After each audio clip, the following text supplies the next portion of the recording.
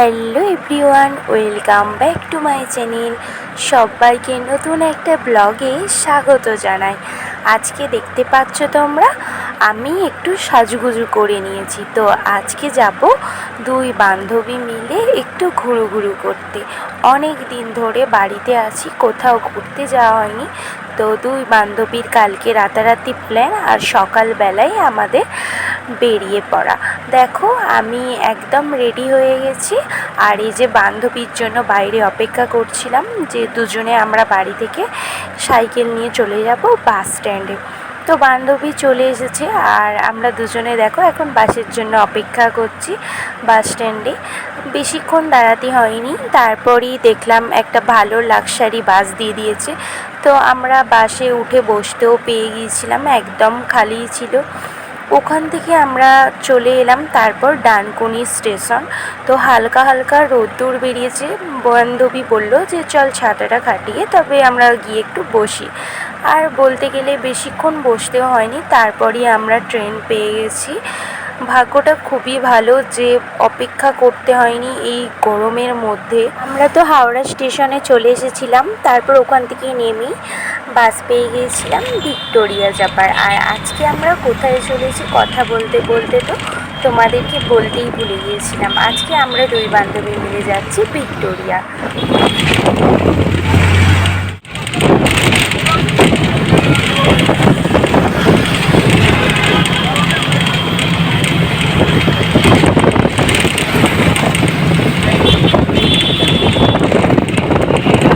ইতিমধ্যেই চলে এসেছি ভিক্টোরিয়ার কাছাকাছি, তবে এখনও আমরা মিউজিয়ামের সামনে যাইনি।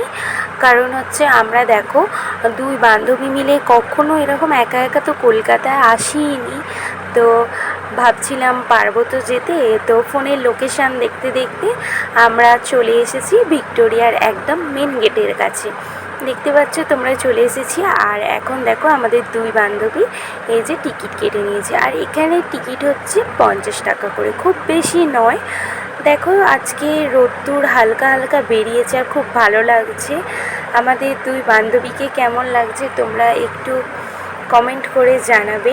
বেশ খোলামেলা, জায়গাটা তো ভীষণ সুন্দর। আমি আগেও এসেছিলাম, তবে আগের বাড়ি এসে কোনো রকম ভালোভাবে ঘোরা হয়নি, কারণ আমরা অন্য জায়গায় ঘুরে তারপর এসেছিলাম।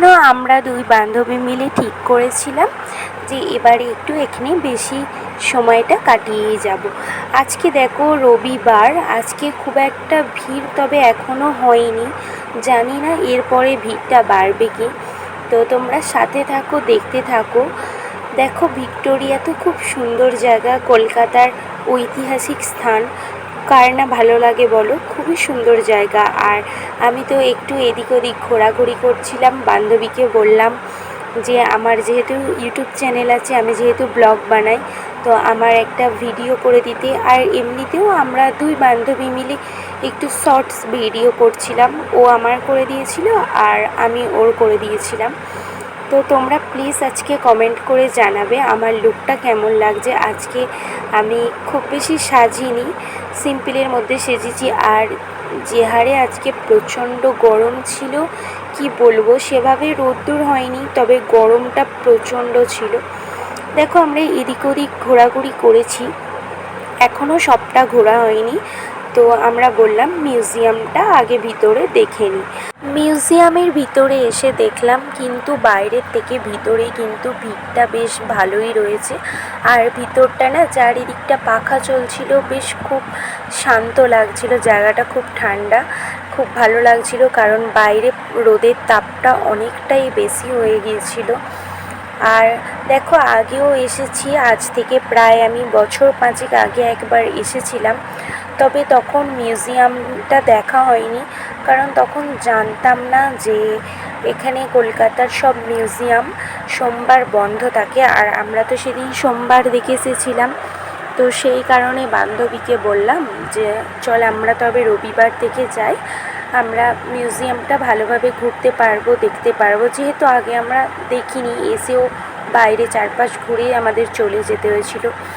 দেখো মিউজিয়ামের ভিতরে আগেকার যুগের রাজাদের সব জিনিস, তারপরে মানে সব কিছু ঐতিহাসিক, কলকাতার একদম এটা ঐতিহাসিক জায়গা বলা যায়, খুবই সুন্দর। যারা যারা এসেছো তারা তো বুঝতেই পারবে দেখে, আর খুবই সুন্দর, বেশ ভালো লাগছে সব কিছু। কত দেখছো আগেকার যুগে রাজাদের তরোয়াল, কত অস্ত্র শস্ত্র, অনেক কিছু। আর এখানে সত্যি কথা বলতে গেলে কি, এসে দেখলাম যে অনেক কিছু শেখারও আছে। বাচ্চাদেরকে নিয়ে এলে, যারা বিশেষ করে এখন লেখাপড়া করছে, তারাও কিন্তু এলে অনেক কিছু জানতে পারবে, অনেক কিছু শেখার আছে। খুবই ভালো আর খুবই একটা উপকারী জায়গা বলে আমার মনে হয়, খুব সুন্দর।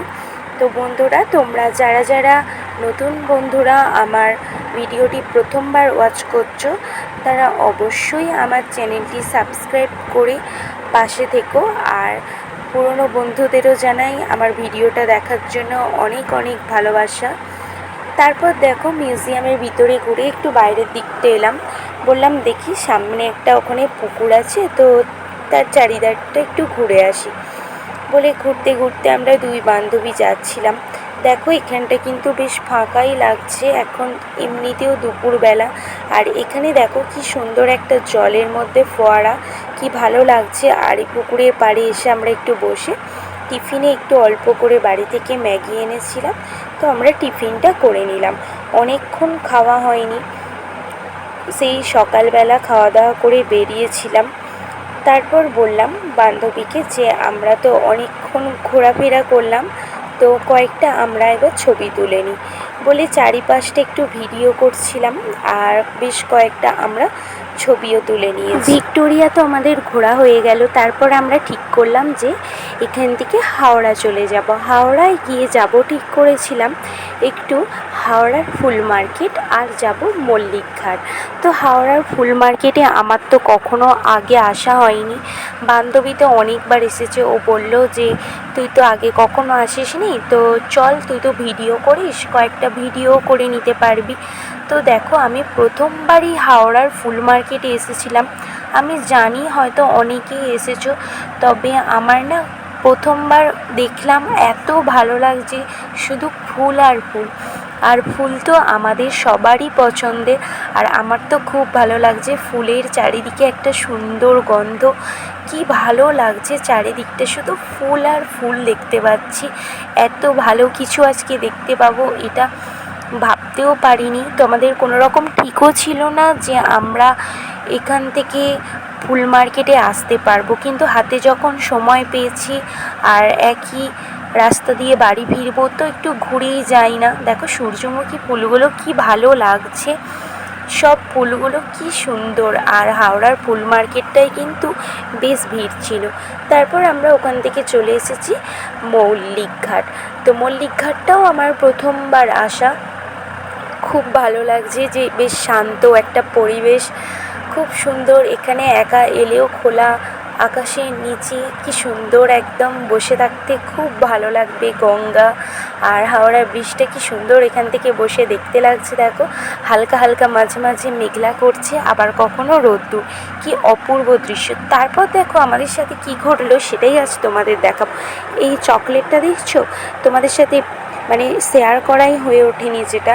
দেখো আমরা রাস্তায় আসছিলাম, আর কয়েকজন এরকম ব্লগার আমার মতোই, ওরা হচ্ছে ভিডিও বানাচ্ছিল। ওরা বললো রাখি পরাতে, তো আমরা রাখি পরালাম, আর আমাদের দুই বান্ধবীকে একটা করে চকলেট দিয়েছিল। দিনটা কি না ভালো, মানে তোমাদেরকে কি বলবো, বলে বোঝাতে পারবো না।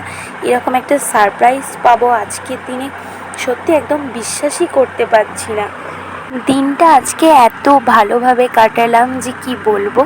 যাই হোক, দেখো সারা দিন ধরে অনেক ঘোরাঘুরি হলো, এবার তো বাড়ি ফিরতেই হয়, তো আমরা ট্রেনে উঠেও পড়লাম।